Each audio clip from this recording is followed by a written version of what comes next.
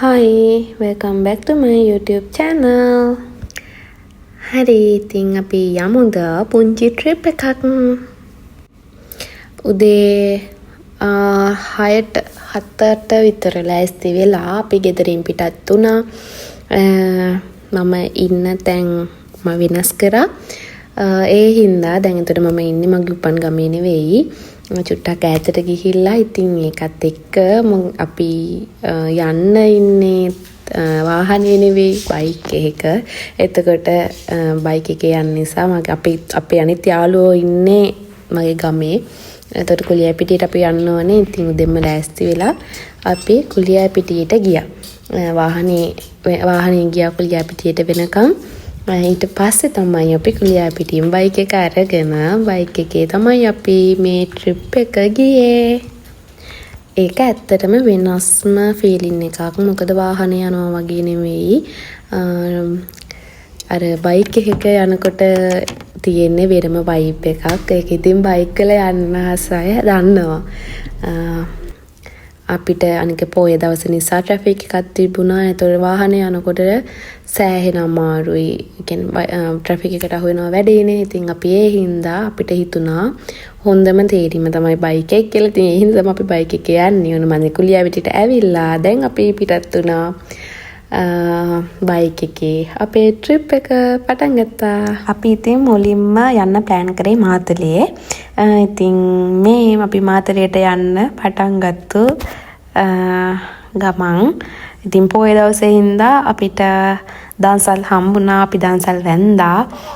මේ ඉන්නේ අපි කට්ටිය දැන් මාතලේට යන අතරතුර. අපිට ඉස්සල්ලාම බීම දන්සලක් හම්බුණා. ඉතින් අපි එතනින් බීම බීලා ටික දුරක් යනකොට අපිට කිරිපත් දන්සලක් හම්බුණා. ඉතින් ඒ විදිහට අපි යන මගට සෑහෙන දන්සල් ගොඩක් තිබුණා. ඉතින් ඒ වගේ හැම දන්සලක්ම වඳින්නත් බැරි වුණා.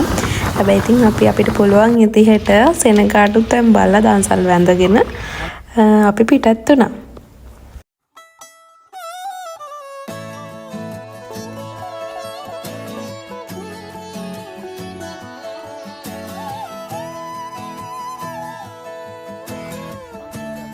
අපි ඉතින් දැන් ඉන්නේ මාතලේ. ඉතින් මේ තමයි අපේ ට්‍රිප් එකට එකතු වෙන කට්ටිය.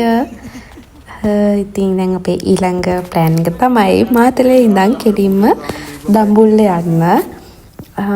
දඹුල්ලේ ගිහිල්ලා එහෙමම ඊට පස්සේ අපි ගෙදර යනවා. ඉතින් දැන් අපි දඹුල්ලේ යන්න පිටත් වෙලා මේ යන ගමන් මගේ හෙල්මට් එක ලොකුයි. ඒ හින්දා හෙල්මට් එක හැම වෙලේම හුළඟට යනවා. ඉතින් ගණන් ගන්නකො මම ඒකයි ඔළුව අල්ලලා ඉන්නේ. ඇත්තටම ගෑල්ලා මේක වුණාම මං හිතනවා මේ වගේ එක්ස්පීරියන්ස් අනිවාර්යෙන් ජීවිතේට තියෙන්න ඕනි කියලා.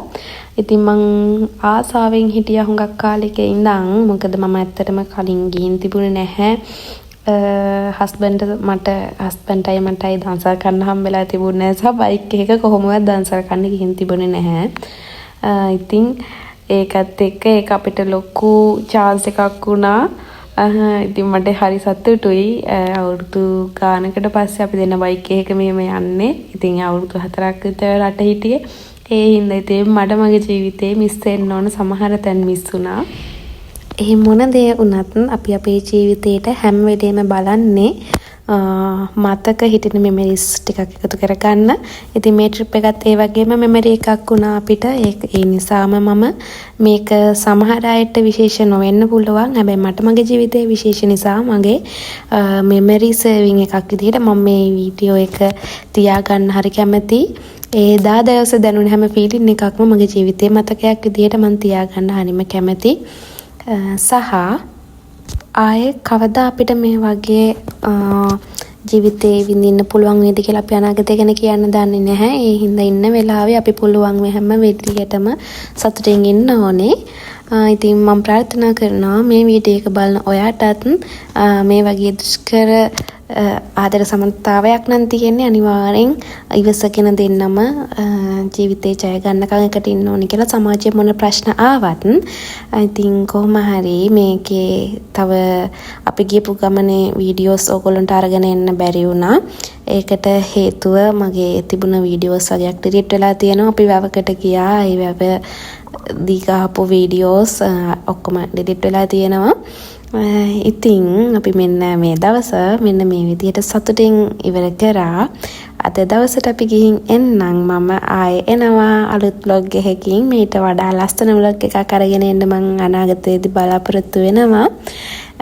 ඒ vlog එකත් බලන්න සහ මේ vlog එකේදී අපිත් එක්ක මාත් එක්ක දිගටම රැඳලා හිටපු ඔයගොල්ලන්ට මම ආදරණීය මතක් කිරීමක් කරනවා. මාව subscribe කරලා තියාගන්න. මගේ ඉස්සරහට මේ තියෙන වීඩියෝස් බලන්න. එහෙනම් see you bye.